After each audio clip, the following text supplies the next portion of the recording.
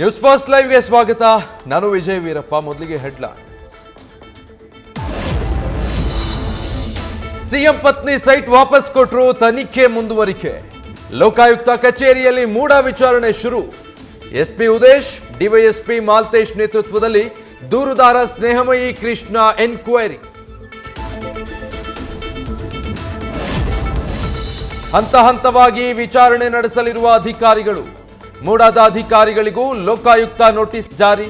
ಎಲ್ಲರ ವಿಚಾರಣೆ ಬಳಿಕ ಸಿಎಂ ಸಿದ್ದರಾಮಯ್ಯ ಪತ್ನಿ ವಿಚಾರಣೆ ಸಾಧ್ಯತೆ. ಬಿಜೆಪಿ ಬಿ ಟೀಮ್ನ ಕ್ಯಾಪ್ಟನ್ ಆಯ್ಕೆ.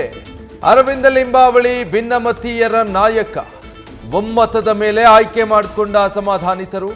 ಪಕ್ಷಕ್ಕೆ ಡ್ಯಾಮೇಜ್ ಆಗದಂತೆ ನೋಡಿಕೊಳ್ಳಿ ಅಂತ ಲಿಂಬಾವಳಿ ಸೂಚನೆ.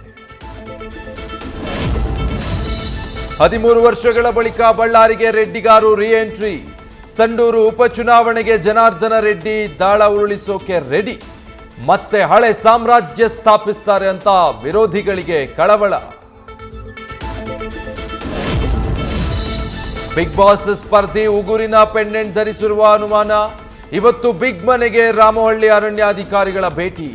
ನಿಜವಾದ ಹುಲಿ ಉಗುರಾಗಿದ್ರೆ ಗೋಲ್ಡ್ ಸುರೇಶ್ ವಶಕ್ಕೆ ಫಿಕ್ಸ್. ನ್ಯೂಸ್ ಫಸ್ಟ್ ನಿರ್ಭೀತಿಯಿಂದ ನಿಮ್ಮ ಪರವಾಗಿ.